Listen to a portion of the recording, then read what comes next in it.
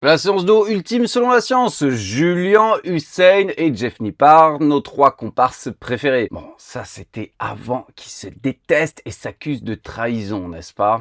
Les amis d'hier sont les ennemis de demain. En attendant, on va voir cette séance d'eau. Je vais pouvoir voir comment ils s'entraînent. Alors, Julian, j'avais vu lors d'une de mes précédentes vidéos.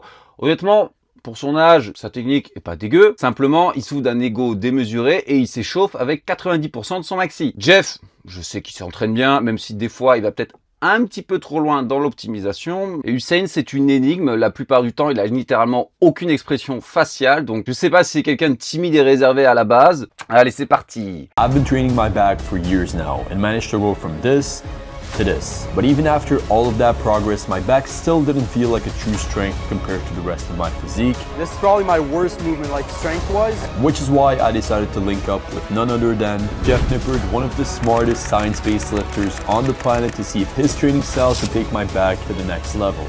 The interesting thing about like optimal is that it doesn't really exist. Alors déjà, tout à fait vrai, il n'y a pas d'optimal. Même pour une personne, vous savez, il n'y a pas d'optimal tout court parce que, a priori, tout au long de votre vie, l'entraînement, il devrait changer.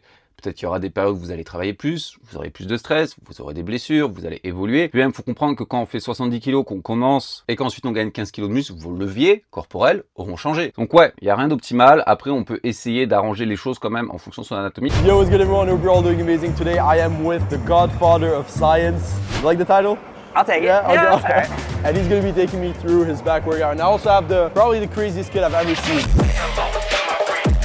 Alors, observons la brochette. On peut voir que Julian, bon, il est plus grand, mais à peine que Hussein. Je crois qu'ils font la même taille, ou à peut-être 1 ou 2 cm près, mais vous pouvez voir qu'il a le buste plus court. Hein, il a les jambes très longues. Hussein, le buste un tout petit peu plus long. Et Jeff, voilà, on peut voir, même si c'est pas vraiment un bréviline incroyable, qu'il a le torse plus long, hein, parce qu'il est plus petit d'une tête que les autres, mais son torse fait la même taille, voire même un petit peu plus long. Bon, évidemment, ils sont en train de poser. Ensuite, Hussein nous dit mon dos est un point faible. De face, on peut voir ses grands dorsaux. Alors certes, l'insertion est haute, tout comme Julian, hein, vous pouvez voir Jeff, son insertion sur les grands dorsaux est plus basse. De manière générale, son développement et son posing, insane. Hussein a des énormes pecs, il a aussi un point fort bras que je connais, mais son dos n'est absolument pas dégueu. Alors peut-être qu'il parlait d'autres muscles, mais en tout cas, les grands dorsaux, c'est vraiment pas mal.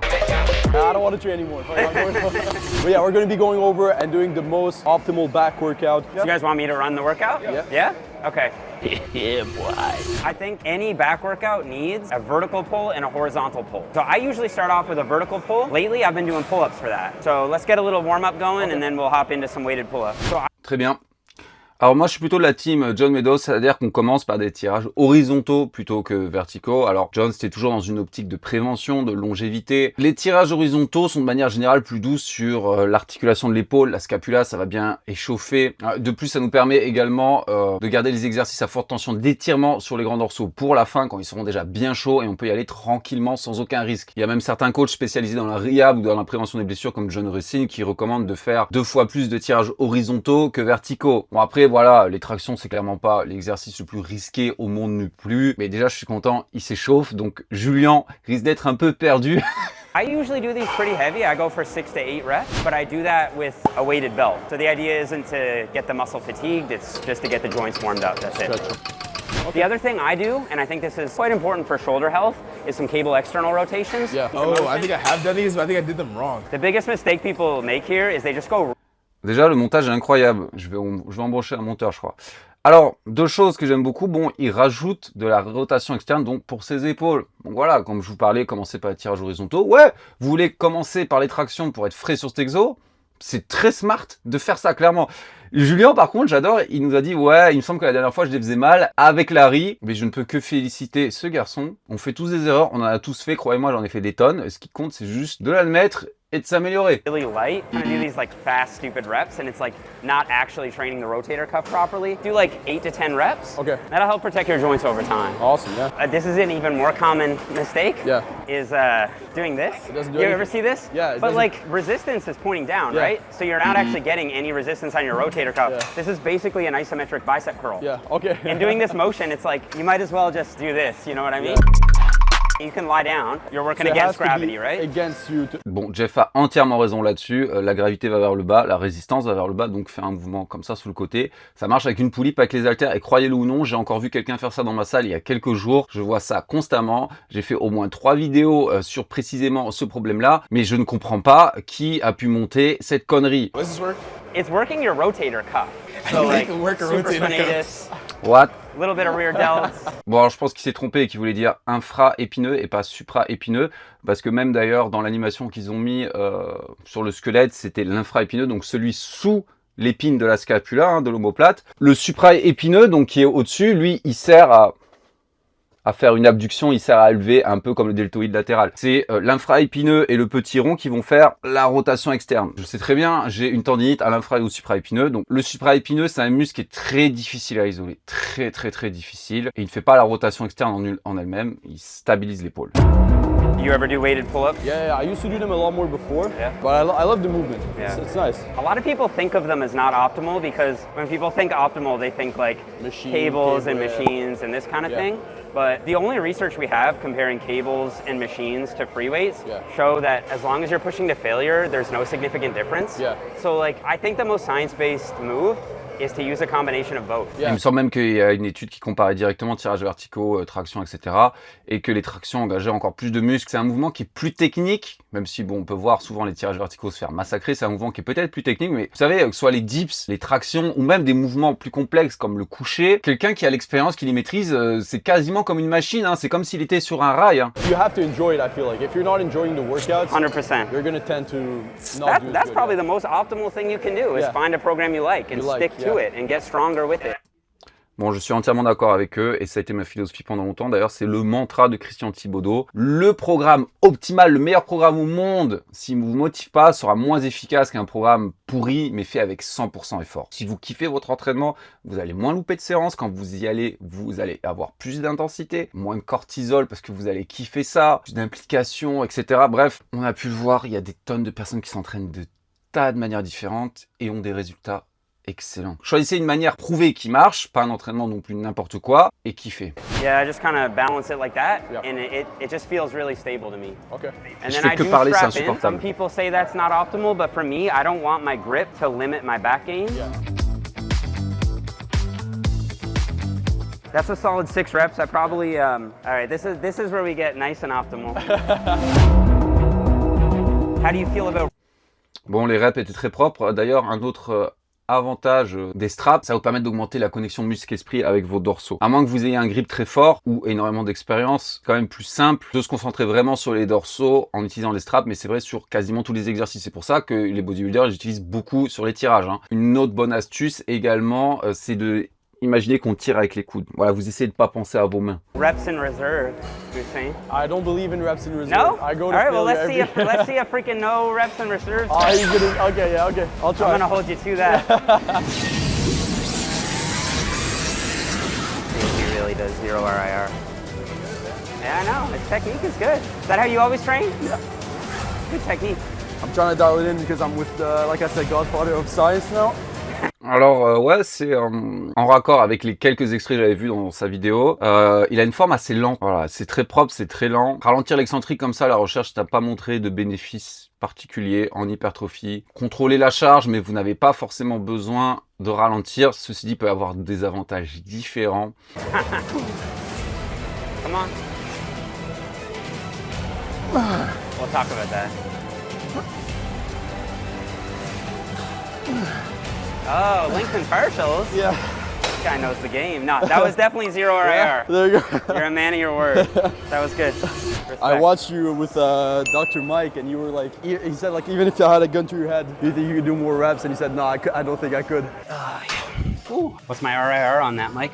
12. No way. You think I had 12 more reps on that set? If you knew how to train hard, as the internet alleges. I think for most people, they tend to undertrain. So if you tell them to leave reps in reserve, they end up leaving too many reps in reserve. So if I tell them to leave 2 reps in the tank, and we have research now that shows this, they might leave 5, 6, Tout à fait, il y a 7. des études là-dessus. La plupart des gens, ils sous-estiment le nombre de reps qu'ils ont en réserve. S'entraîner au RPE, c'est très difficile, ça demande énormément d'expérience. On va te demander un RPE 8, alors qu'en fait, t'étais à 6. Et de manière générale, plus on est débutant, plus c'est vrai. Ceci dit, évidemment, les débutants n'ont pas forcément besoin d'aller à l'échec. Reps in the tank Crazy, yeah. because people tend to stop once it gets uncomfortable. Yeah. So what I do is I leave about 1 or 2 reps in reserve for set 1. Set 2, I send it to failure on pretty much everything, assuming set 2 is my last set. Yeah. Got one more. Go to a dark place. Go on.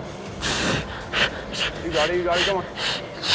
Bon, alors ce qui est très bien, ce qu'il fait, c'est que même si évidemment sa forme est très légèrement altérée sur cette rep qui est l'angoisse, il garde le torse bombé. Il essaye autant que possible. Certes, il baisse la nuque, mais il garde le torse bombé pour garder le stress au maximum sur les grands dorsaux et pas vouloir compenser à tout prix comme ça. Voilà, il reste comme ça, mais il ramène ici au lieu de vouloir comme ça à tout prix. Est-ce qu'on a besoin d'aller à l'échec? Forcément non. Quand on est proche de l'échec, c'est bien. Peut-être que si on va à l'échec, ou même au-delà de l'échec, en rajoutant des techniques d'intensité comme les dégressifs, des rest pause, etc., on aura besoin de faire moins de séries, peut-être gagner du temps. Mais clairement, et même si vous êtes expérimenté, vous n'avez pas besoin d'aller à l'échec tout le temps, je vous le garantis. Je sais qu'on peut être matrixé en ayant vu Lucum ou Denis Gallois qui finissent toutes leurs séries avec des concentriques de 15 secondes. Mais pour un certain nombre de personnes, et en fonction des exercices, ça risque de même de créer trop de fatigue par rapport au tout petit stimulus que ça vous aura apporté. I mean, he literally might be 1 in a billion, actually. Yeah. Ce bras, regardez ce biceps. Animal. Come on, all you. Good control too, man. Let's keep it going. Let's go to failure. Let's push it. Push it. Come on. Drive it. Come on. Ok, intéressant. Donc la rep d'avant, ça s'est très bien passé, il est monté vite et après il était mort.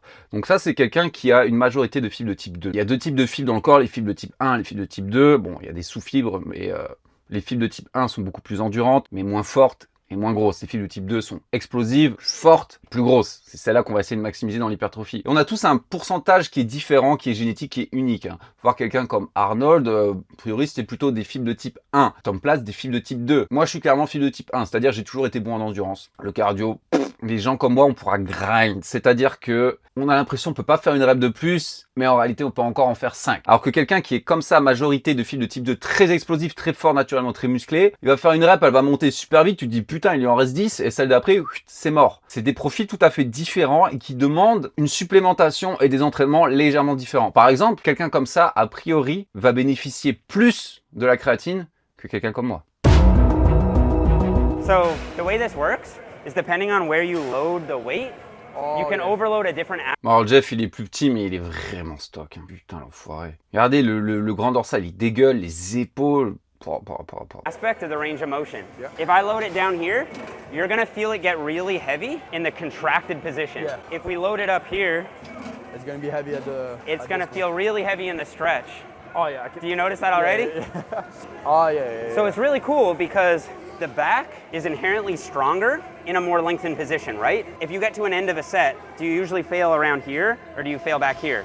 Around here, You fail more toward the beginning of the range, yeah. right? So we can take advantage of that strength curve by overloading the lengthened aspect a little more. La recherche récemment a montré que de manière générale, aller bien chercher l'étirement, ça risquait d'être plus bénéfique pour l'hypertrophie. Très intéressant cette machine en tout cas parce qu'on peut changer la manière de travailler et c'est vrai que forte tension d'étirement, probablement plus intéressant, de faire des fois des blocs à forte ou des exercices à forte tension de contraction, ça a également des avantages. It'll kind of even things out a bit. This is probably my worst movement, like strength-wise. Oh yeah, back? Bro, I'm stronger on chest. Yeah, I can tell, dude. What the hell? You look like you can bench 600 pounds, man. Bro, you're strong everywhere. Nah, dude, this dude's chest. That's the first thing I noticed when I see his physique is Yeah. his chest. I'm like, For sure. Thank you, bro. I'm telling you, that's one thing I was telling Bailey before. I think when you start like training and you do it optimally, like I prioritize like incline bench ever since I started training. So like that helped me grow my upper chest. Yeah. Effectivement, alors je sais qu'il y a des gens qui vont dire non, mais les angles ça change rien, je sais pas pourquoi, ils veulent réinventer la roue, ils veulent réinventer l'anatomie humaine, mais un certain nombre d'études ont pu montrer un intérêt pour la portion claviculaire de faire des inclinés légers. Et moi-même, à cause de mes tendinites dont je parlais tout à l'heure, je ne fais que de l'incliné, pour ainsi dire. En gros, quasiment que de l'incliné, que ce soit aux haltères ou à la barre depuis 1 an et demi. Certes, j'ai pris des pecs, mais j'ai significativement augmenté mon haut des pecs par rapport à avant. So right now, as an advanced trainee who's trying to get shredded, I'm actually doing low volume training. Okay. Which is interesting because most of the studies show the more sets you do, the more growth you tend to see.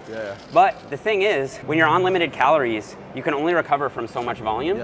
And when you're cutting down as an advanced natural bodybuilder, you're probably not gonna build new muscle. And so I think it just makes a lot more sense to keep the intensity really high and bring the volume back. Volume down, And bro, I've been feeling so good. Entièrement raison, c'est exactement ce que je fais en sèche, haute fréquence, on va dire fréquence modérée à haute, ultra haute intensité, très bas volume. En général, j'ai qu'une ou deux séries par exercice. Quand on est naturel, on a des capacités limitées de récupération, on a déjà notre cortisol qui s'envole parce qu'on n'a rien à bouffer, en plus on rajoute du cardio, des pas, je ne sais quoi. Ce qui va rajouter le plus de fatigue, le plus de cortisol, etc., c'est le volume, donc la quantité totale de travail que vous effectuez. C'est ça qui en crée le plus. Comme il a dit, ceci dit, c'est excellent pour gagner du muscle. Mais en sèche, quand ça fait des années que tu t'entraînes, est-ce que tu vas continuer à créer beaucoup de muscles? Donc, si vous êtes naturel, ce que je vous recommande, dans vos périodes de masse, allez plutôt du côté volume. Dans vos périodes de sèche, bas volume. So what would you say is something you're trying to really bring up? Would it be lats, traps? I say mid traps. Mid traps? Yeah. Okay, so what we're gonna do is we're gonna do a wide grip, seated cable row with a big emphasis on the squeeze. Okay. And we're gonna do that for 12 to 15 reps. Okay. Let's do it, And the goal is to just get your mid trap on fire. All right. Okay? Higher reps here is because I find it allows you to really focus on the mind-muscle connection with that aspect. Yeah. You're not going so heavy. So on those, it was more about just executing the range of motion. Yeah. Now, we're gonna try to be a little more specific. Yeah. And so if we go too heavy, all your other strong muscles are gonna take over. Yeah. So we go a little lighter and you're really gonna think about pulling with your mid-traps. Yeah. Make Okay. sense? Makes sense, yeah. Alors, excellent exercice, hein, je valide fort. Ceci dit, si vous êtes un bodybuilder, vous voulez avoir les meilleurs résultats esthétiques, je vous conseille de faire ce qu'il a dit, donc se concentrer sur le muscle visé, sur tous vos exercices en fait. Évidemment, si vous faites un soulevé de terre roumain, peu importe comment vous le faites, vos ischios vont travailler, vos fessiers vont travailler, vos lombaires vont travailler. Mais si c'est vos lombaires, le facteur limitant l'exercice, vous sentez que ça, ou bien si vous arrivez à vous concentrer uniquement sur vos ischios et que c'est eux qui crament en premier, vous vous rendez compte qu'une version qui risque de stimuler un peu plus un muscle ou l'autre. Lean forward, feel a stretch in your mid-traps, keep your chest up, and you're gonna really squeeze because that's what's gonna allow you to activate your traps over your lats. Sure. So feel them pull apart on the negative, or squeeze, okay? Feel them pull apart, and you wanna focus all your attention in this area right here. Good squeeze. C'est très difficile d'isoler un muscle, surtout comme ça, quand ils ont des fonctions similaires, voire quasiment similaires. Ce qu'il y a, c'est que par exemple, si vous laissez vos bras partir en abduction, donc l'omoplate qui se décolle devant, vous allez étirer le trapèze moyen et vous allez également étirer le grand dorsal. Si vous allez squeeze en arrière comme ça, alors si vous ramenez uniquement les coudes, vous allez uniquement contracter le trapèze moyen. Ceci dit, si, hop, vous cambrez légèrement le haut du dos au niveau thoracique, là, vous allez contracter vos grands dorsaux qui servent à faire ça. Donc, vous voyez, il y a vraiment des nuances à faire qui demandent de l'expérience et se concentrer vraiment sur le bon muscle. Bro, you will get the craziest stretch on your rear delts doing it like this. Okay. And you're just gonna sweep out until you get to about here. Yeah. So you wanna give it a try? Yeah. You ever do those? Yeah. Yeah, okay. I actually did a video on them, but I didn't do them like this. I used to take them all the way through. Okay. And I do get what you mean with the Yeah, trap activation. yeah. So you do them like this? I do actually, Yeah, yeah. Come okay. all Yeah, the way yeah. across. You I feel it. I definitely feel it. Amazing. Voilà, ok, donc là, il va être uniquement dans l'étirement, il fait des partiels. Ça peut être intéressant à faire de temps en temps, genre dans des blocs, ou à mélanger peut-être si vous avez un retard deltoïde postérieur, une autre fois dans la semaine, vous le faites avec une amplitude plus complète. So what you want to think about, I got this from Mike Israetel. You want to think about clearing as much space on the floor as you can, so you're sweeping the weight out rather than just pulling it back. Does that make sense? So what you imagine is on the floor, there's money, and however much money you can reach is how much you get to keep. Does that make sense? Okay, so let's see it. There you go. And you stop here. Ça, c'est un très bon... Ça, c'est une très bonne consigne d'exécution. Gardez-la en tête. Et c'est vrai, oui, par exemple, moi, dans ma salle, ma machine, elle est là, quoi. Et encore, il n'y a pas de tension. Même avant ça, c'est vraiment chiant. Et si vous avez une mauvaise machine, essayez ça, ça pourrait être très intéressant. This is what we were talking about earlier too, is like, you've only been training for three and a half years? 3.5 now, yeah. But if you start on day 0, or day 1, I guess, already knowing what you're doing, Yeah. that's exactly. such a big difference than 100%. somebody who's starting on day 1 with no clue. Yeah. And the problem is most people start and they have no idea what they're doing. Yeah. So they just spin their wheels for those first couple years, Yeah. or they make some newbie gains because literally almost anything works out the gate, Yeah. right? If you start with an optimized approach, which is mainly just like training hard, doing enough volume, Yeah. decent technique, you can make a lot of Yeah. gains in 3 years. 100%. People don't realize it. Moi, je vais vous dire, j'ai commencé il y a 15 ans un programme un peu à la Arnold. Est-ce que c'était optimal? Non. Est-ce que c'était optimal mes protéines, la bouffe, tout ça? Clairement pas. Juste, on y allait avec une intensité de baiser. On se tuait et en 6 mois, j'ai pris 13 kilos. Évidemment, il y avait du gras. Évidemment, je suis grand, donc je peux mettre plus de kilos de viande sur moi. Je pense que complexifier l'entraînement, c'est aussi un business. Bon, après, je vous dis ça, je vais tout le temps chercher la science et je parle des détails, etc. Et que la base de tout, quand même, ça reste s'entraîner dur. Certes, effectivement, si on fait les choses mieux, évidemment, ça ira plus vite, mais sachez qu'il y a des limites.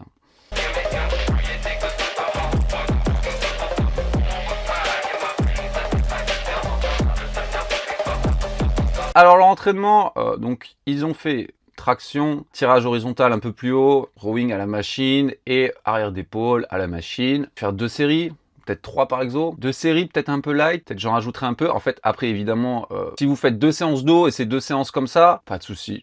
Très bien. Si c'est un point faible vraiment votre dos, peut-être rajouter un petit peu. Peut-être rajouter un petit peu de série, un exercice en plus. Honnêtement. Le dos, c'est vraiment une partie du corps. Vous pouvez y aller, ça peut encaisser. Après, évidemment, c'est individuel. Vous pouvez commencer avec ce volume très bas. Si vous voyez que vous récupérez super bien, vous progressez super, essayez de rajouter un exo en ciblant de préférence votre muscle le plus faible, vous m'en direz des nouvelles. Voilà, très bien, séance simple, efficace. Si vous avez aimé la vidéo, n'hésitez pas à liker, ça vous fera toujours dépenser une calorie. Dites-moi ce que vous avez pensé de leur séance et de cette réaction. J'ai vu que Théo le Guerrier et Matala avaient sorti une vidéo de 1 heure. Si vous voulez que je la couvre, dites-le moi. Si vous avez besoin de coaching personnalisé, de programme. Et en attendant, je vous dis à la prochaine. Non, moi aujourd'hui, c'est PEC.